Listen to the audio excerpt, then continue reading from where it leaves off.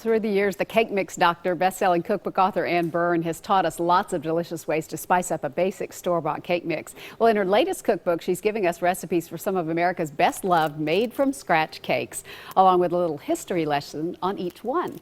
We always love having Anne Byrn in our kitchen today, and I can't wait to hear more about American cake. What a beautiful book. Thank you, Meryl. It's great to be here. Yeah, it's great to have you. So what gave you the idea for this? Well, Nashville author Alice Randall came up to me at a party and said, "You need to write American cake." Wow. Yeah, point blank, without any notice.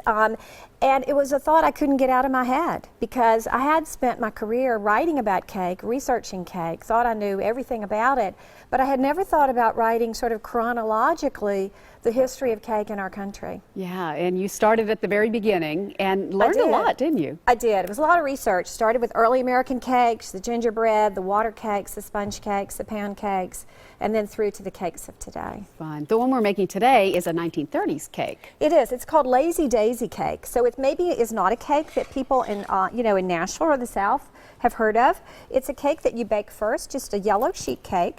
That's baked. It's a buttermilk and butter. It's a yummy cake. It's baked, and then you're going to make an easy topping. This was we've got butter in the pan, Meryl, and we added a little bit of cream and some brown sugar. And this was typical of cakes that baked in the cakes of the 1930s. Very resourceful time, economical. People wouldn't have had a lot of money to spend on sugar to make fancy frostings on a cake, but they certainly had some few basic ingredients in-house to put a topping on or run it quickly under the oven. And you're using coconut in this, which apparently was a kind of a delicacy back then. Definitely. A coconut was an exotic ingredient really after the turn of the century.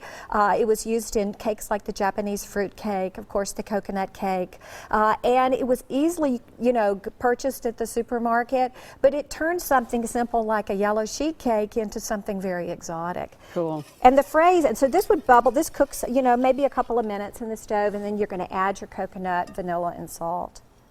But we talked about a few minutes ago about the phrase "lazy daisy." Yeah, I found in my research that was a pretty common phrase in the early 1900s, and it meant easy. It meant carefree. Yeah. So if something was like the lazy daisy day of May, it was easy, and that's what somebody would have thought about this cake because they could bake it in a pan, they could make a simple topping, throw it under the broiler, and it was done. Nice. And this is what it looks like once you've run it under the broiler. It's just a beautiful kind of a caramelized look on the top. It is, and it's super moist. So I've got to give credit to this particular recipe. It's from a friend of mine, Mindy Merrill, who's from Nashville, and her father grew up in New Mexico, Max Merrill, and his grandmother used to make him this cake when he grew up. And so about 10 years ago, Mindy and her mom asked their dad, what cake do you want us to bake for your birthday? And he said,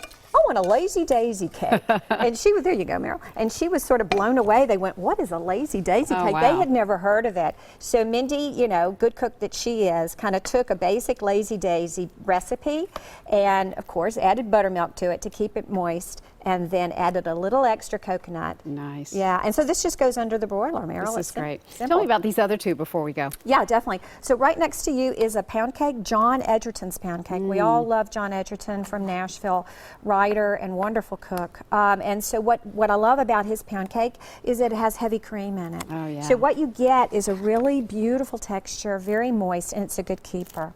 Wonderful jam cake here too, and then we see a finished product down here of the fabulous Lazy Daisy cake that we can't wait to jump into. This is going to be delicious. Thank you so much for being with us. Oh, great to be here. We appreciate it. You'll find this recipe on our website at newschannel5.com, and you can meet Anne tonight as she signs copies of American Cake at 6:30 p.m. at Parnassus Books. There will be lots of cakes there to sample as well, so I hope you'll come out and meet Anne.